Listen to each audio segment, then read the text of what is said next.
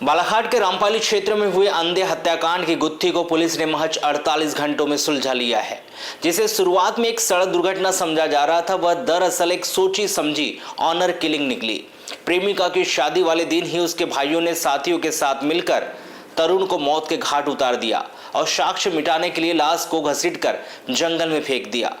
Police ने इस मामले में अब तक 5 आरोपियों को सलाखों के पीछे भेज दिया है। देखिए हमारी ये खबर। बुधवार की सुबह गर्रा बोड़ी के पास जब झाड़ियों में तरुण लिल्लारे का शव मिला तो आरोपियों ने इसे एक सामान्य सड़क हादसा दिखाने की पूरी कोशिश की थी। तरुण की मोटरसाइकिल उसके शव के ऊपर गिरी हुई थी, लेकिन पुलिस की पारखी नजरों ने भांप लिया था कि यह एक्सीडेंट नहीं बल्कि मर्डर है।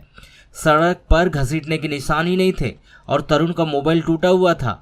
एसपी आदित्य मिश्रा के निर्देशन में जब विशेष टीम ने जांच शुरू की तो सबसे बड़ा सुराग मिला एरवा टोला में हो रही शादी समारोह की वीडियोग्राफी से। बारात के वीडियो में तरुण की मौजूदगी दर्ज थी। कॉल डिटेल से पता चला कि तरुण का एरवा टोला निवासी सविता लिल्लारे से पिछले करीब 5 से 6 वर्षों से प्रेम प्रसंग था। 5 मई को सविता की शादी थी और उसी रात तरुण उससे मिलने पहुंचा था। जांच में खुलासा हुआ कि जब तरुण प्रेमिका के कमरे की ओर जा रहा था तभी उसके भाई वेद प्रकाश और हरि प्रकाश ने उसे पकड़ लिया। इसके बाद आरोपियों ने उसे घर के पीछे खेत में ले जाकर लाठी डंडों से इतना पीटा कि तरुण की मौके पर ही मौत हो गई। आरोपियों ने उसकी रीढ़ की हड्डी तोड़ दी और सिर पर घातक प्रहार किए। पुलिस अधीक्षक ने इस पूरे घटनाक्रम की पुष्टि करते हुए ये बताया कि आरोपियों ने सबूत छिपाने के लिए तरुण के शव को नहर के रास्ते घसीटकर जंगल में फेंका था। गिरफ्तार आरोपियों में वेद प्रकाश, हरि प्रकाश, दिलीप, कमल किशोर और योगेश भी शामिल हैं।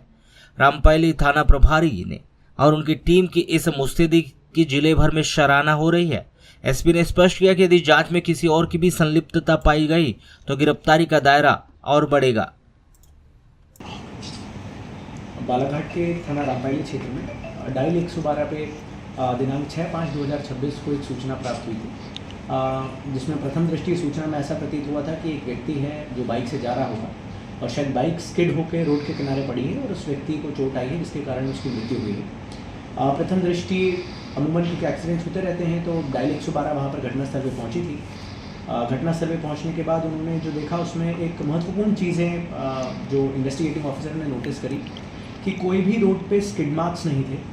अमूमन जब गाड़ी स्किड होती है, चलती है, तो या तो कोई सामने आ जाता है तो व्यक्ति ब्रेक लगाने की कोशिश करता है, या ओवर स्पीडिंग में रहती है तो साइड में जब जाता है तो जो बोल्डर्स है, जिसे शोल्डर्स कहते हैं, रोड शोल्डर्स रहते हैं, रोड शोल्डर में हमेशा डैमेज का पार्ट रहता है, या जो बाइक के मड गार्ड्स रहते हैं, इंडिकेटर वाले सिस्टम्स रहते हैं, उनमें डिटेल्ड या ग्रीव जिसे हम ग्रूविंग स्क्रैच मार्क्स कहते हैं वो अमूमन रहता है।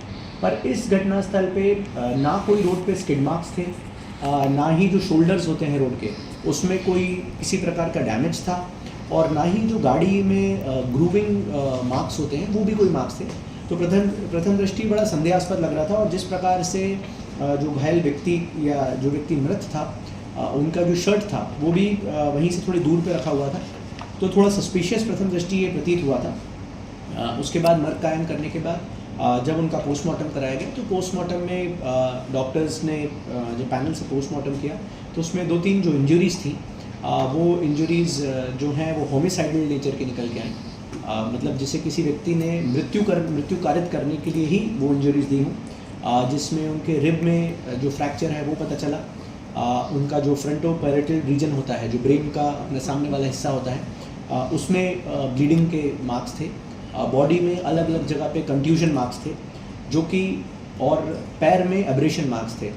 तो प्रथम दृष्टि ये तो समझ में आया था कि एक्सीडेंट के अलावा भी इसमें कुछ हुआ है, क्योंकि एक्सीडेंट में अमूमन एब्रेशन इंजरीज रहती हैं, पर उसके अलावा क्योंकि कंट्यूशन इंजरीज भी थी तो इसे समझ में आ रहा था कि ये घटनाक्रम इतना सिंपल या साधारण इसको बनाए जाने की जो कोशिश की गई है उतना सरल नहीं है।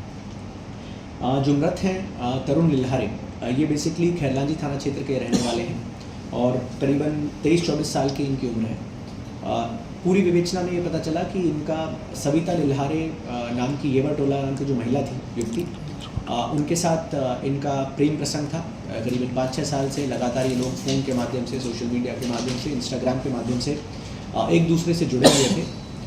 5 तारीख को जो इनकी प्रेमिका थी उनकी शादी थी, और रामपाली थाना क्षेत्र में जो येरा टोला करके गांव आता है, येरवा टोला, उस गांव में ही उनकी शादी का कार्यक्रम चल रहा था। जब हमने सीसीटीवी फुटेजेस चेक किए तो पता चला कि रामपायली की तरफ आते हुए पेट्रोल पंप से मृतक ने खैलांजी के पास से पेट्रोल भराया। पेट्रोल भराने के बाद शादी के कार्यक्रम में आया था। शादी के कार्यक्रम में जो फोटोग्राफर्स रहते हैं, वीडियोग्राफर्स रहते हैं, हमने उनके जब वीडियो फुटेजेस चेक किए तो एक वीडियो फुटेज में हल्का सा ऐसा समझ में आया कि जो मृतक है उसकी झलक वहाँ से बारात के किनारे से निकलती हुई दिखी। इससे ये स्पष्ट हो गया था कि उस दिन इस कार्यक्रम में ये व्यक्ति मौजूद था। उसके बाद जब हमने आके उनके घर वाला घटनास्थल, उनके घर के आसपास जब सर्चिंग करी तो ये समझ में आया कि यहाँ पर कोई ना कोई होमिसाइडल एक्टिविटी ज़रूर हुई है। जब इन लोगों से पूछताछ की गई तो ये पता चला कि उस दिन भी सविता लिल्हारे और तरुण जो हैं इनके बीच में दिन भर लगातार बातचीत हुई थी। इवन इंस्टाग्राम के वीडियो कॉल में बातचीत हुई थी। बातचीत में कुछ लोगों का कहना है कि सविता ने बोला था तरुण को कि तुम आ जाओ और अगर तुम आ जाओगे तो मैं ये शादी नहीं करूँगी और मैं तुमसे ही शादी करना चाहती हूँ। इसके चक्कर में तरुण वहाँ पर पहुँचा था। वहाँ पर पहुँचने के बाद वो सविता से मिलने के लिए जब उसके कमरे की तरफ जा रहा था तब उनके भाई जो हैं, लड़की के जो दो भाई हैं, वेद प्रकाश उर्फ जिगर और हरि प्रकाश, इनके द्वारा इसको पकड़ लिया गया। फिर इन्होंने अपने दोस्तों दिलीप, कमल किशोर, योगेश, इन लोगों के साथ मिलके इसको वहाँ से अपने घर जो है वहाँ से पीछे पीछे इसको रास्ते नहर किनारे लेके गए।